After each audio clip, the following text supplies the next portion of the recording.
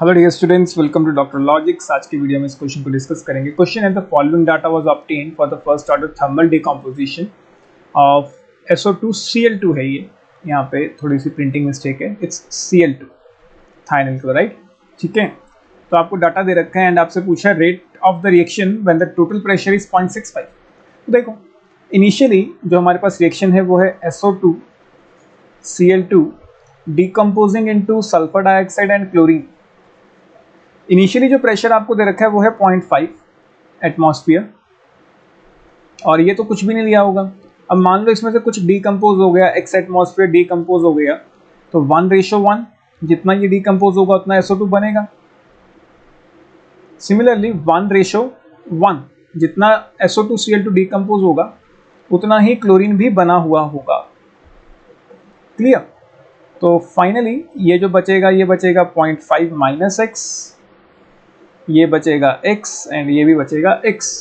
Clear? तो ये अपने पास फाइनल अमाउंट्स आ गई। और जब हम फॉर्मूला अप्लाई करेंगे KT this is 2.303 log of initial concentration की जगह मैं लिख दूंगा initial pressure upon final pressure. लेकिन यहाँ पे जो इनिशियल प्रेशर है एंड फाइनल प्रेशर है ये सिर्फ रिएक्टेंट्स की वैल्यू होगी, ये थोड़ा ध्यान रखना। ठीक है, तो देखो इनिशियली मुझे K नहीं पता, टाइम हो गया है 100 सेकेंड्स के बाद जो टोटल प्रेशर है वो 0.6 है। एंड हमारे हिसाब से टोटल प्रेशर कितना आ रहा है? हमारे हिसाब से टोटल प्रेशर आना चाहिए 0.5 minus x, this value plus this value plus this value, तो प्लस x।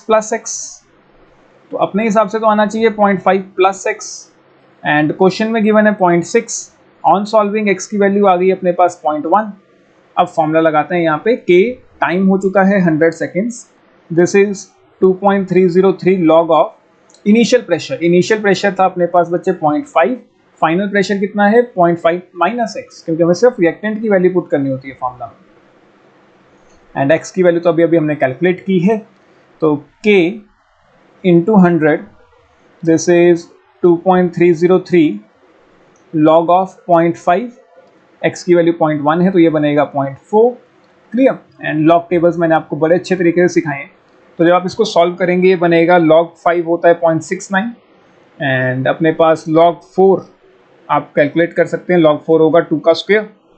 क्लियर? तो 0.6020, तो 0.69 में से आपको माइनस करना होगा 0.6020 and multiplied by 2.303 which is divided by 100।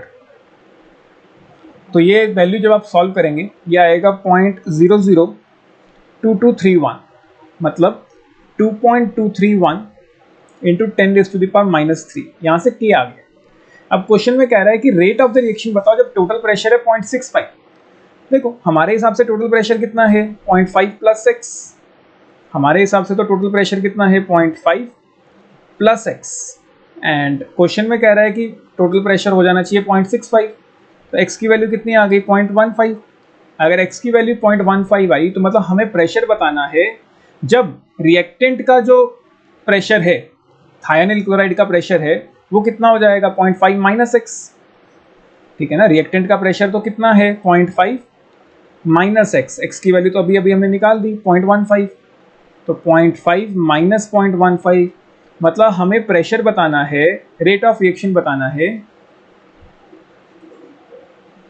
when pressure of thionyl chloride कितना रह गया है 0.35, और हमें पता है रेट ऑफ रिएक्शन किसके बराबर होगा, रेट लॉ से K times pressure of thionyl chloride. ठीक है ना, यही तो होता है रेट लॉ कि भी रेट ऑफ रिएक्शन किसके बराबर होता है, rate constant multiplied by pressure of thionyl chloride at that particular time when the rate is to be calculated. जिस टाइम पे रेट निकालना है उस टाइम पे प्रेशर कितना था, तो K की वैल्यू तो अभी कैलकुलेट की हमने 2.231 into 10⁻⁻3 into pressure of thionyl chloride कितना है अपने पास 0.35।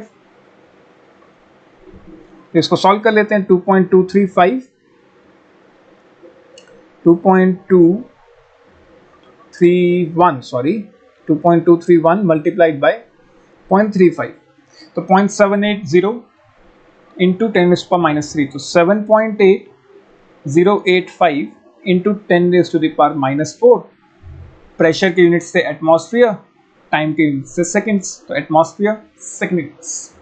क्लियर? होपफुली आपको समझ आ गया, ये आपका फाइनल आंसर होगा। Thank you.